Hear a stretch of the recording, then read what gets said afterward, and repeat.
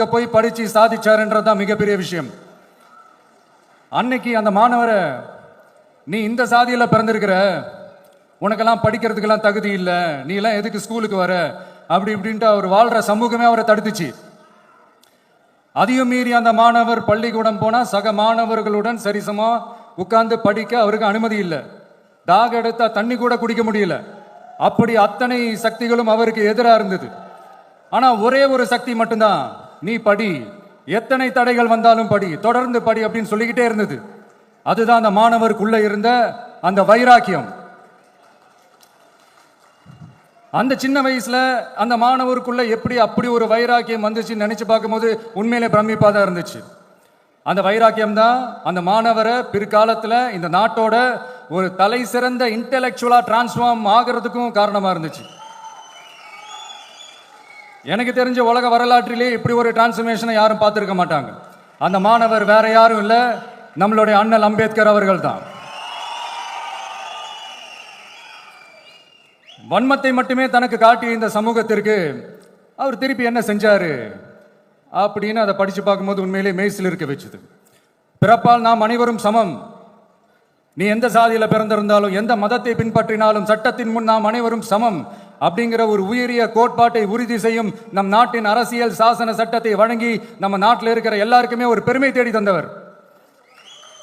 இன்னைக்கு ரிலீஸ் பண்ற இந்த புக்ல எல்லோருக்குமான தலைவர் அம்பேத்கர் அப்படின்ற அந்த புக்கில் ஒரு 100க்கும் மேற்பட்ட கட்டுரைகள், நேர்காணல்கள் எல்லாமே இருக்குது.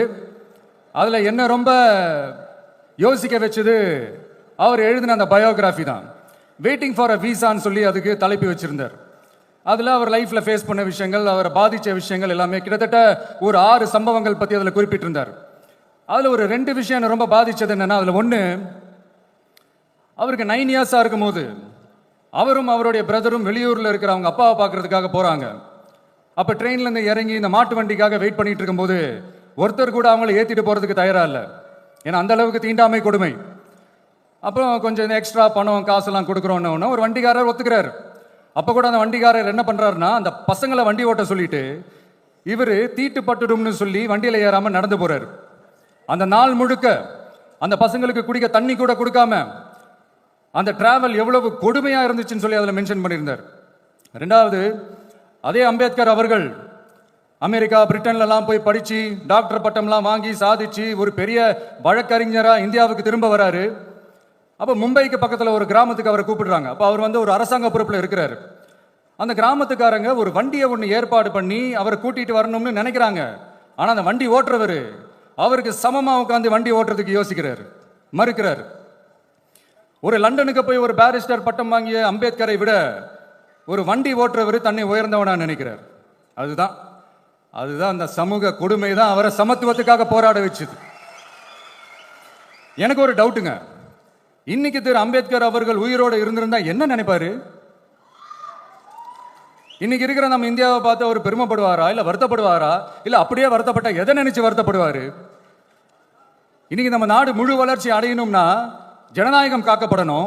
அந்த ஜனநாயகம் காக்கப்படணும்னா அரசியல் அமைப்பு சட்டம் காக்கப்படணும். அதுக்கான பொறுப்பு, அந்த கடமை நம்ம ஒவ்வொருத்தருக்கிட்டையும் இருக்கணும்னு தோணுச்சு.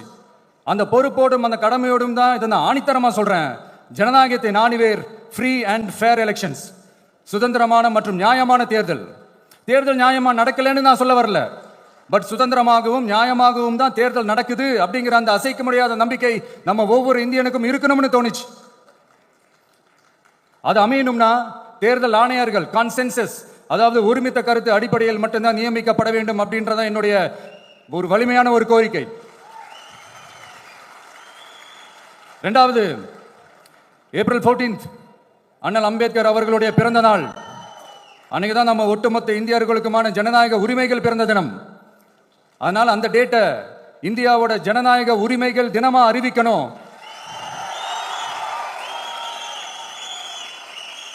அப்படின்றதா என்னுடைய இன்னொரு தாழ்மையான ஒரு வேண்டுகோள். அது இந்திய ஒன்றிய அரசிடம் நான் முன்வைக்கிறேன்.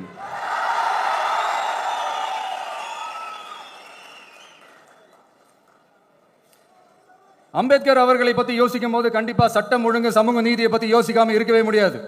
இன்னைக்கு மணிப்பூர்ல என்ன நடக்குதுன்னு நம்ம எல்லாருக்குமே தெரியும். ஆனா அதை பத்தி கொஞ்சம் கூட அதை கண்டுக்காம ஒரு அரசு மேல இருந்து நம்மளை ஆண்டுகிட்டு இருக்கு.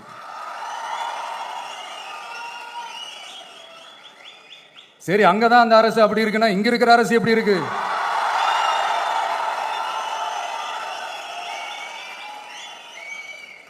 இங்க நம்ம தமிழ்நாட்டில் வேங்கை வயல்னு ஒரு ஊர்ல என்ன நடந்துச்சுன்னு நம்ம எல்லாருக்குமே தெரியும்.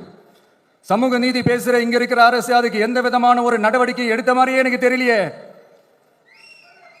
இவ்வளவு காலங்கள் தாண்டி, இத்தனை வருஷங்கள் தாண்டி ஒரு துரும்ப கூட கிள்ளி போடலையே. அதுதான் இதெல்லாம் இன்னைக்கு அம்பேத்கர் அவர்கள் இன்னைக்கு பார்த்தாருன்னா வெக்கப்பட்டு தலை குனிஞ்சு போவார்ல. கரெக்ட், நம்ம நடக்கிற பிரச்சனைகள், நடக்கிற கொடுமைகளுக்கெல்லாம் நம்ம குரல் கொடுக்கணும். ஆனா நடக்கிற பிரச்சனைகள் ஒன்னா ரெண்டா? பெண் குழந்தைகளுக்கு எதிரா, பெண்களுக்கு எதிரா, ஏன் மனித உயிர்களுக்கு எதிரா? இதெல்லாம் நம்ம பார்க்கிறோம், படிக்கிறோம், மற்றவங்க கிட்ட இருந்து கேட்டு தெரிஞ்சுக்கிறோம். இதுக்கெல்லாம் ஒரு நிரந்தரமான ஒரு தீர்வு என்ன தெரியுமா? ரொம்ப சிம்பிள் தான். நம்ம தமிழ்நாட்டு மக்களுக்கு தேவையான அடிப்படை வசதிகளை பாதுகாப்புடன் முழுமையாக அளிக்கும் மக்களை உண்மையாகவே நேசிக்கிற ஒரு நல்ல அரசு.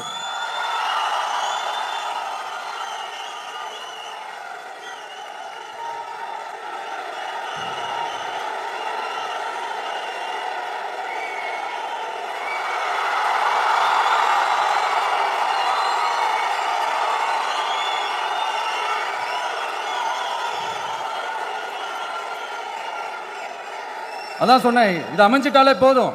அதான் ரொம்ப சிம்பிள்னு சொன்னேன். அதனால இங்க டெய்லி நடக்கிற பிரச்சனைகளுக்கு சம்பிரதாயத்துக்காக ட்வீட் போடுறதும், சம்பிரதாயத்துக்காக அறிக்கை விடுறதும், சம்பிரதாயத்துக்காக நானும் மக்களோட மக்களா இருக்கிறேன்னு காட்டிக்கிறதும், சம்பிரதாயத்துக்காக மழை தண்ணியில நின்று போட்டோ எடுக்கிறதும் எனக்கு அதுல கொஞ்சம் கூட உடன்பாடே இல்லை. பட் என்ன பண்றது, நம்மளும் சம்பிரதாயத்துக்காக சில நேரத்தில் அந்த மாதிரி செய்ய வேண்டியதா போயிடுது. அதாவது என்ன சொல்ல வரேன்னா, மக்களோட உரிமைகளுக்காகவும் அவங்களோட உணர்வு பூர்வமாக இருக்கணும். என்ன ஒவ்வொருத்தரும் அவங்க குடும்பத்தில் ஒருத்தனா நினைச்சிட்டு இருக்கிற அவங்க தமிழ்நாட்டில் அவங்களுக்கு எங்க என்ன பிரச்சனை நடந்தாலும் அவங்களோட உரிமைகளுக்காகவும் அவங்களோட உணர்வு பூர்வமாக இருப்பேன். எப்பவுமே அப்படிதான் இருப்பேன்.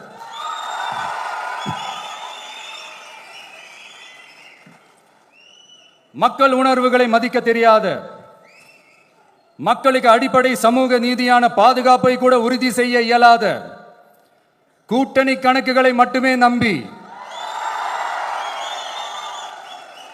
இருமாப்புடன் 200 வெல்வோம்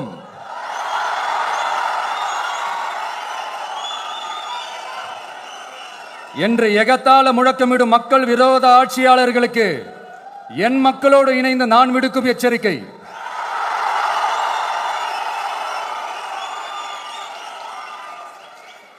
நீங்க உங்களோட சுயநலனுக்காக பல வழிகளில் பாதுகாத்து வரும் உங்கள் கூட்டணி கணக்குகள் அனைத்தும்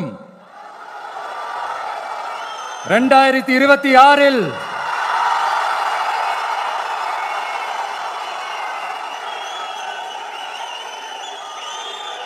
மக்களே மைனஸ் ஆக்கி விடுவார்கள். மக்களே